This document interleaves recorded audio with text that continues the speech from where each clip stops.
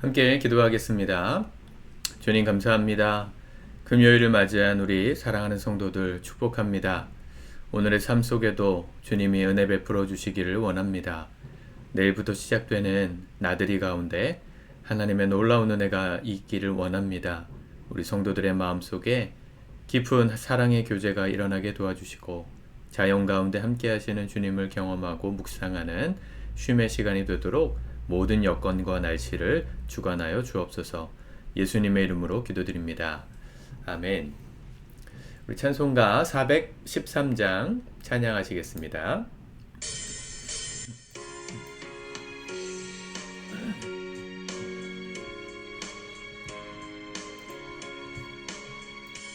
내 평생에 가는 길 순탄하여 늘 잔잔한 강 같든지 큰 풍파로 무섭고 어렵든지 나의 영혼은 늘 편하다. 내 영혼 평안해. 내 영혼 평안해. 저마 귀는 우리를 삼키려고 입 벌리고 달려와도 주 예수는 우리의 배정 되니 끝내 싸워서 이기리라. 내 영혼 평안해. 내 영혼 평안해. 내 지은 죄 주홍빛 같더라도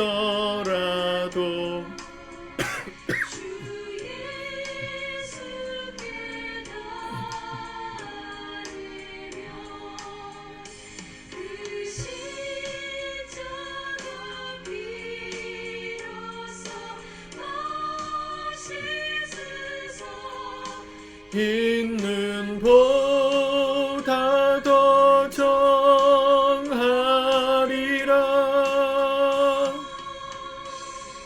내 영혼 평안해. 내 영혼 평안해.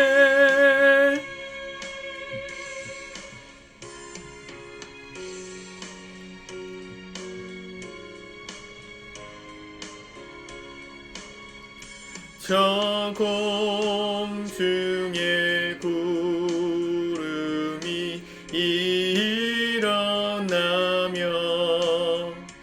큰 나팔이 울릴 때에 주 오셔서 세상을 심판해도 나의 영혼은 겁없으리. 내 영혼 평안해.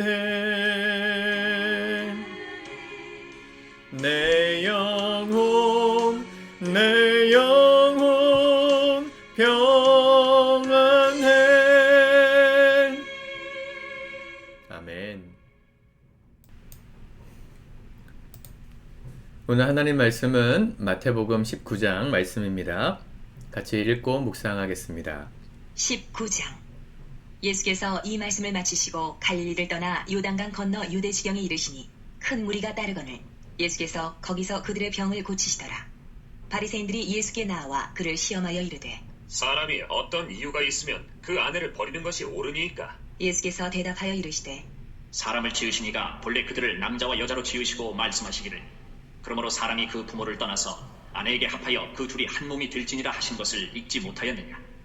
그런즉 이제 둘이 아니요 한 몸이니 그러므로 하나님이 짝지어 주신 것을 사람이 나누지 못할지니라 하시니 여짜오되 그러면 어찌하여 모세는 이혼 증서를 주어서 버리라 명하였나이까? 예수께서 이르시되 모세가 너희 마음의 완악함 때문에 아내 버림을 허락하였거니와 본래는 그렇지 아니하니라.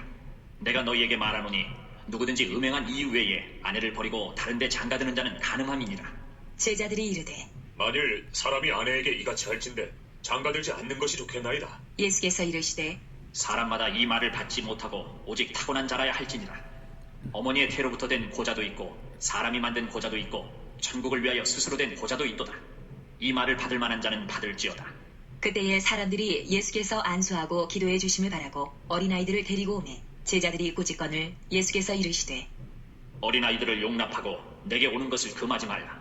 천국이 이런 사람의 것이니라. 하시고 그들에게 안수하시고 거기를 떠나시니라. 어떤 사람이 주께 와서 이르되 선생님이여, 내가 무슨 선한 일을 하여야 영생을 얻으리이까? 예수께서 이르시되 어찌하여 선한 일을 내게 묻느냐. 선한 이는 오직 한 분이시니라. 내가 생명에 들어가려면 계명들을 지키라. 이르되 어느 계명이오니이까? 예수께서 이르시되 살인하지 말라, 간음하지 말라, 도둑질하지 말라, 거짓 증언하지 말라, 내 부모를 공경하라, 내 이웃을 내 자신과 같이 사랑하라 하신 것이니라. 그 청년이 이르되 이 모든 것을 내가 지키었사온데 아직도 무엇이 부족하니이까? 예수께서 이르시되 내가 온전하고자 할진대 가서 내 소유를 팔아 가난한 자들에게 주라. 그리하면 하늘에서 보화가 내게 있으리라. 그리고 와서 나를 따르라. 하시니 그 청년이 재물이 많으므로 이 말씀을 듣고 근심하며 가니라. 예수께서 제자들에게 이르시되 내가 진실로 너희에게 이르노니 부자는 천국에 들어가기가 어려우니라. 다시 너희에게 말하노니 낙타가 바늘귀로 들어가는 것이 부자가 하나님의 나라에 들어가는 것보다 쉬우니라. 하시니 제자들이 듣고 몹시 놀라 이르되 그렇다면 누가 구원을 얻을 수 있으리이까? 예수께서 그들을 보시며 이르시되 사람으로는 할 수 없으나 하나님으로서는 다 하실 수 있느니라. 이에 베드로가 대답하여 이르되 보소서, 우리가 모든 것을 버리고 주를 따랐사온데 그런즉 우리가 무엇을 얻으리이까? 예수께서 이르시되 내가 진실로 너희에게 이르노니 세상이 새롭게 되어 인자가 자기 영광의 보좌에 앉을 때에 나를 따르는 너희도 12보좌에 앉아 이스라엘 12지파를 심판하리라. 또 내 이름을 위하여 집이나 형제나 자매나 부모나 자식이나 전토를 벌인 자마다 여러 배를 받고 또 영생을 상속하리라. 그러나 먼저 된 자로서 나중되고 나중된 자로서 먼저 될 자가 많으니라. 아멘. 예수님께서 오늘도 여러 가지 가르침을 주십니다. 이혼에 대해서도 가르치시고 또 재물이 많은 청년 그를 돌려보내면서 모든 것을 버리고 떠났던 제자들을 위해서는 예수님께서 이 땅에 다시 오실 때 이스라엘을 심판하는 권자에 앉혀주실 것이다 그랬습니다. 우리가 이제 한 장씩 말씀을 보니까 사실은 사건마다 더 깊은 의미를 다루긴 어렵지만 전체를 읽을 때의 장점도 있습니다. 나무를 볼 때도 기쁨이 있지만 숲을 볼 때도 어떤 깊은 깨달음이 있거든요. 오늘 말씀의 핵심 주제가 뭘까? 이 전체를 관통하고 있는 주제를 생각해 보면 저는 이 두 마음을 버리고 하나만의 한 가지를 선택하는 믿음. 그러니까 두 가지가 아니라 한 가지. 그 한 가지는 하나님의 뜻을 선택하는 믿음. 그게 진짜 믿음이다. 그걸 말씀하고 계신다는 생각이 듭니다. 오늘 이혼에 대한 얘기를 묻죠. 바리새인들이 3절에 보면 바리새인들이 예수께 나와 그를 시험하여 이르되 사람이 어떤 이유가 있으면 그 아내를 버리는 것이 옳으니까. 사람들은 이렇게 이유를 따져 묻기를 좋아합니다. 핑계를 댈 수 있으면 예외가 있냐는 거죠. 하나님을 섬김에 있어서도 이런 예외를 찾는 경우들을 많이 봅니다. 하나님 말고도 다른 또 하나님이 말씀하신 길 말고도 내가 생각하는 더 옳은 그 방법을 합당하게 합리화시키고 싶은 말들을 찾을 때 보통 이런 생각들을 하죠. 다른 길이 있을까? 아내를 버리는 게 옳습니까? 이거 왜 얘기하는 겁니까? 원래는 옳지 않다고 율법이 가르치고 있기 때문에 그렇죠? 하나님도 오늘 그렇게 말씀하셨다고 예수님 말씀하셨잖아요. 4절에 보면 사람을 지으시니가 본래 그들을 남자와 여자로 지으시고 그죠? 5절에 보면 사람이 그 부모를 떠나서 아내에게 합하여 그 둘이 한 몸이 될지니라. 그런즉 이제 둘이 아니요 한 몸이니 하나님이 짝지어 주신 것을 사람이 나누지 못할지니라. 기준이 뭡니까? 하나님이에요. 하나님이 말씀하신 기준을 따라 사는 것, 그거 이외에 다른 길을 찾는 것은 두 마음을 품는 거라는 겁니다. 요즘은 동성애, 합법화, 아마 이 영상에 나가는 게 다음 10월 25일이겠죠? 10월 25일 금요일인데 10월 27일 날 이틀 뒤에 우리 나들이 마치는 날 광화문에서 기독교 범연합 집회가 열린다고 하더라고요. 그 차별금지법 반대를 위한 기독교인들의 호소 해가지고 전국에 있는 큰 교회들을 위시로 많은 성도들이 이제 광화문 앞에 나아가서 차별금지법을 통과시키면 안 된다. 그걸 외치기 위해서 간다고 합니다. 대략 주최 측에서는 뭐 처음에 100만 명 정도 모일 걸 예상했다가 200만 명도 모일 수 있다. 지금 그렇게 추진하는 것 같더라고요. 저희 형님이 섬기는 교회도 참여하는 걸로 알고 있고 제가 따로 광고하지 않았습니다. 우리 교회. 그게 틀렸다고 생각하기 때문은 아닙니다. 저는 기독교가 목소리를 내야 할 성경의 가치를 성경의 가치를 얘기해야 될 때 할 수 있어야 한다고 생각합니다. 왜 차별금지법을 통과시키려고 그럴까요? 차별받는 소수자들의 인권을 보호한다는 명목하에 법을 통과시키려는 세력이 있습니다. 기독교는 왜 반대할까요? 성경이 이 차별금지법을 반대하기 때문이 아닙니다. 차별받는 것을 성경이 금하기 때문이 아닙니다. 그 안에 들어있는 악법, 특별히 이 동성애에 대한 합법적인 시도, 법적인 합법화라는 그 노력을 기독교가 찬성할 수 없기 때문에 이 법을 통과시키지 않으려고 하는 건데 동성애자들의 사랑을 말하죠. 소수 인권이죠. 남자가 남자를, 여자가 여자를 생각할 때 어떤 성적인 매력을 느끼고 끌림을 느끼는 거. 다른 이성에 대해서는 성적인 매력을 느끼지 못하는데 동성에게는 그게 끌린다는 거죠. 그걸 인정해달라. 그걸 차별하지 말아라. 라고 말하는 그 사람들의 논리. 어떻게 보면 그들까지 품는 게 기독교의 사랑처럼 보이잖아요. 근데 예수님은 그렇게 말씀하신 적이 없어요. 하나님은 처음에 남자와 여자를 창조하시고 둘이 하나가 되는 가정을 세우셨습니다. 이게 하나님의 법입니다. 근데 사람은 어때요? 하나님보다 더 의롭고 착해지려고 그래요. 하나님은 남자와 여자 이외의 모든 결혼을 죄라고 말하는데 사람들은 아니 어떻게 남자와 여자만 결혼할 수 있다고 말하냐. 남자가 남자, 여자가 여자. 아니 어떻게 한 남자와 한 여자만의 결혼을 결혼이라 말하느냐. 여자 2명에 남자 하나, 남자 2명에 여자 둘. 뭐 이런 식으로도 가능하지 않느냐. 그걸 차별하지 말자고 사람들이 외치는 거거든요.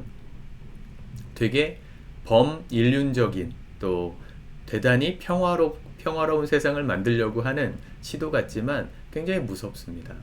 그 모든 소수자들의 사랑이 인정되면요. 우리 어린아이들의 어떤 성적인 착취를 막을 수가 없어요. 소아성애자들도 있잖아요. 어린아이들만 볼 때 성적인 끌림을 느끼는. 그래서 뭐 고영욱 같은 사람들은 소아성애자 전과가 드러나서 몇 년 동안 감옥에 있다가 지금 최근에 나와서 전자발찌를 차고 다니지 않습니까? 그 사람들 차별하지 말자고 말하는 법이에요. 쉽게 얘기하면. 여러분들 인정하실 수 있겠어요? 요즘은 초등학교에 가가지고 아이들이 성별이 뭐냐 이렇게 물으면 남자, 여자 이렇게 말하는 걸 차별이라고 가르친대요. 제가 언젠가 한번 우리 교회 목장 전체가 방학을 하게 되면 특강을 주일마다 오후 시간에 하려고 하는데 그렇게 말하는 게 차별이라는 겁니다. 네가 남자인지 여자인지는 너가 선택하는 거다. 학교에서 그렇게 가르친다는 거죠. 내가 남자로 태어났다고 주입하지 말라는 거예요. 몸은 남자여도 생각이 여자면 여자로서 정체성을 가지고 살면 된다. 그래서 최근에도 프랑스에서 그런 일들이 있었잖아요.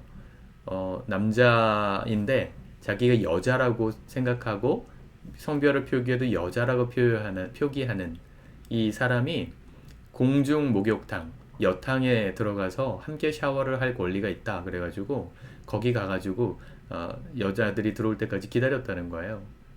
이 정상적인 성경적인 사고로 보면 그건 어떤 사람이에요? 변태죠. 남자인데 여탕에 들어갔으니까. 근데 차별금지법이 통과될 나라들을 보면 그 사람을 나가라고 할 수가 없다는 거예요. 그게 정죄고 차별이니까. 어떻게 했을까요? 여자들이 들어가지 않았습니다. 그 사람 때문에 모두가 피해를 받았습니다. 언제까지? 이 사람이 집에 갈 때까지. 근데 이 사람은 며칠 동안 거기 죽을 치고 앉아 있었다는 거예요. 목적이 뭐예요? 여탕에서 샤워하고 싶은 게 아니라 여자를 뭐 보고 싶었던 거죠. 남자인데. 이렇게 악용될 수 있는 법이 차별금지법이라서 기독교가 반대 성명을 내러 모인다고 하는 거죠. 여러분, 세상 사람들은요, 하나님보다 더 착해지려고 해요. 그게 가장 무서운 죄입니다. 주님은 인간을 죄인이라고 보셨어요. 죄를 지은 존재니까. 그런데 사람은 사람을 죄인이라고 말하지 말자고 말해요. 이게 말이 맞는 얘기입니까, 여러분? 하나님보다 인간이 더 의로워지려고 합니다. 남자와 여자를 만드신 이야기 속에서도 이 하나님의 법이 아닌 다른 길을 찾고자 하는 인간의 이 교만함, 그걸 볼 수 있고요. 또 재물이 많은 청년이 왔죠, 오늘. 선한 일을 어떻게 해야 내가 영생을 얻겠습니까? 했더니 예수님께서 계명들을 지켜라 하시고 살인하지 말라, 간음하지 말라 쭉 말씀하신 다음에 청년이 하는 말을 보세요. 아직도 무엇이 부족합니까? 내가 다 지켰습니다. 예수님께서는 사람이 그걸 다 지킬 수 있다는 걸 말씀하신 게 아닌데 자기는 그 모든 계명을 지킬 만큼 완전한 사람이라는 거예요. 예수님 지적하시죠. 네가 정말 온전하고자 하면 네가 가진 재물 다 팔고 하나님께 다 드리고 가난한 자에게 나눠주고 나를 따르라 했더니 어땠어요? 근심하며 갔어요. 왜 근심했어요? 돈이 많았던 것도 문제였지만 자기가 생각할 땐 자기보다 더 의로운 사람이 없는데 예수님이 자기의 부족하다고 생각하는 부분을 딱 찌르니까 그게 기분 나빴던 거예요. 예수님은 그의 약함을, 그의 불완전함을 지적하셨는데 그렇게 지적하는 예수님이 불의하다 생각해서 따르지 않은 거죠. 이게 사람이 말하는 다른 길입니다. 하나님이 우리에게 옳고 그름을 말씀해 주셨는데 그 절대 진리가 무너지는 시대를 살고 있습니다. 여러분 정신 차리셔야 돼요. 우리가 듣고 보고 말하고 우리가 경험하고 또 학습되는 대부분의 사상이 세상의 학문이고 세상의 것들이다 보니까 기독교의 세계관이 무너지고 그게 더 이상한 것처럼 생각하는 성도들도 있는 것 같아요. 우리 교회 안 계시겠지만 교회에서 뭔가 진리를 말하면 그거 꼰대 같다. 왜 꼭 그렇게만 말하느냐고. 가부장적인 잔재 아니냐고 라고 말하거든요. 가부장적인 거와 비슷한 부분이 있지만 진리는요 누구 편을 드는 게 아니에요. 하나님이 옳다 아니다 말씀하신 것을 따라서 순종할 뿐입니다. 근데 사람들은 하나님보다 더 착해지려고 하는 거죠. 네, 참 무섭지 않습니까? 우리가 살아가는 시대를 볼 수 있는 눈이 열리시길 축복합니다. 여러분, 우리가 그러기 위해서 하나님께서 원하시는 뜻이 무엇인가를 날마다 찾고 그분을 따르기 위해서 날마다 말씀을 묵상하고 읽는 겁니다. 말씀을 읽고 묵상하지 않는 사람은 그분의 뜻을 따라 살 수 없어요. 알 수 없으니까요. 날마다 읽지 않으면 날마다 경험하는 세상의 가치관이 우리를 지배하기 때문에 날마다 성경의 가치관으로 무장하는 겁니다. 예배가 그렇게 중요한 것이죠. 우리 교회 이제 코로나 때부터 이 새벽 말씀 묵상을 시작했고 또 성경 통독을 시작했는데 가피풀 성경 통독을 하고 계신 분들이 한 10분 내외 정기적으로 이제 습관이 좀 잡히신 것 같고 또 이 마태복음 우리 새벽 말씀 묵상하고 날마다 성실하게 하시는 분들도 한 20명 내외가 되시는 것 같아요. 우리 교회 성도들로만. 저는 대단히 중요한 습관을 만드셨다고 생각합니다. 여러분들의 삶에 이 습관이 평생 이어지기를 축복합니다.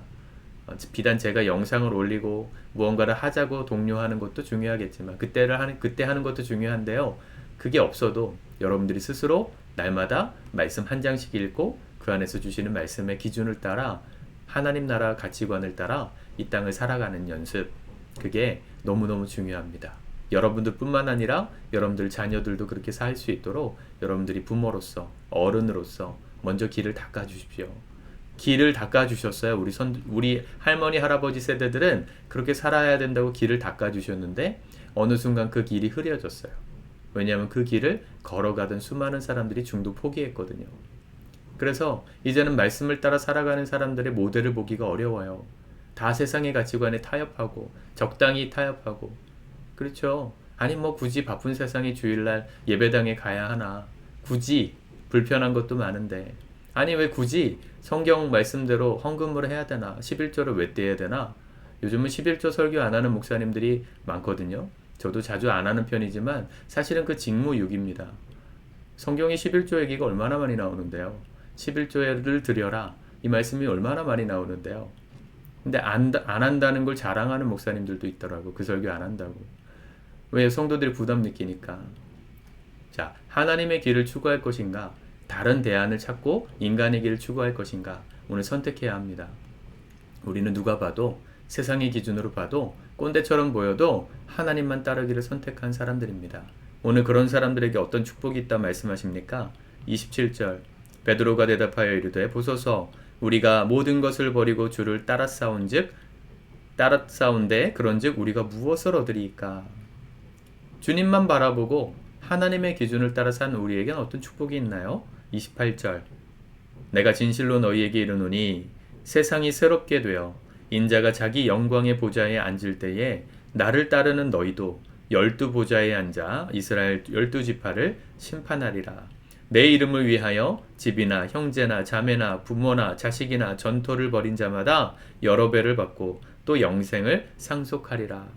주님이 주실 상급이 있다는 약속을 하셨습니다. 우리는 어리석은 자가 아니고 똑똑한 사람들이에요. 하나님 말씀을 따라 사는 게 미련한 것처럼 보이지만 아니요.